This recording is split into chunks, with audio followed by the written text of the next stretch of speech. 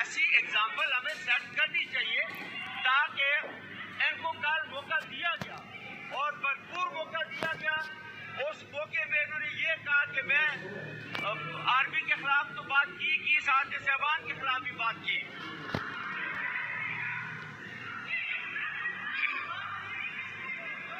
In exercise of power conferred upon me under sub-rule 2, rule 227 of the Provincial Assembly of Khyber Pakhtunkhwa Procedure and Conduct of Business, rule 1988, I do hereby order to withdraw Mr.